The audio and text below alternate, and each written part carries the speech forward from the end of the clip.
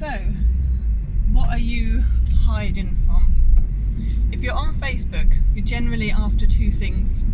One, you're trying to distract yourself, or two, you're looking for something. And that's the conversation that I want to have with you today. What are you looking for? Or what are you trying to be distracted from? So Facebook is absolutely known for being a fantastic time waster. And the reason that we go on Facebook is because it's addictive and because it's safe, and we know that when we're on it, we know exactly what we're going to get, but there's that little bit of variety as well. So it meets all of our needs, which I've spoken about before.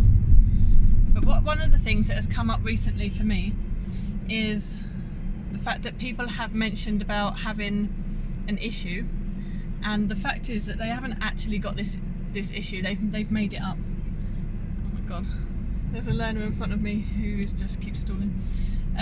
So they've made up this issue because it's a safe problem, and this happens a lot in life. We have these safe problems. We have these safe problems because we're trying to hide from our quality problem. And we're not doing this on purpose, it's just the way our bodies work. By having this big problem that we've blown up out of proportion, it means that we're far too busy to concentrate on the real issue. So when I do my coaching with people, we sit down and we talk about the problem, and I hear them and I'm respectful that is an actual problem. But then, we talk a bit further and we go a bit deeper, and 90% of the time we find out that actually isn't their big problem.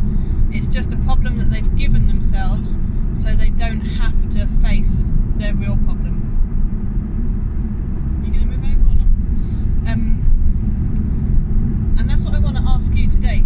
Are you trying to distract yourself?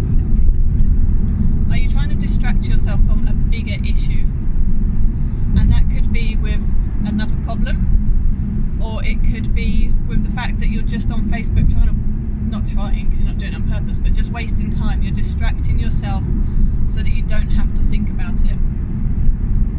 I know I do it a lot, and I do it when it comes to dinner time. I hate cooking dinner. I hate it with a passion because I hate everything about it, not knowing what to buy, not knowing what to cook. I hate the fact that it's all on my shoulders of trying to get my family to eat healthy. It's just pressure, and it's pressure that I don't enjoy because I don't particularly enjoy cooking. So I go on Facebook and I can be scrolling and 30 minutes later I'm like, oh my god, I meant to have got the dinner on, and I haven't, and it's just an avoidance technique. One of the things that I learned about my anxiety is I would have safe problems quite often. So I would maybe throw myself into a situation that caused me to have anxiety, because it then meant I was so focused on that I didn't have to address the real problem, which could have been that I felt not good enough, or that I felt unloved, or abandoned, any of these bigger issues. But I was so busy being scared of something small, it took all my time and energy up. So I'd like you to ask yourself, are you really focused on the big quality problem, or are you giving yourself a safe problem? So I'd like you to have a think about that. And one of the ways you can do it is by asking yourself, if this problem that you've got now, if it went away and you fixed it and you solved it, what would happen then? What would happen?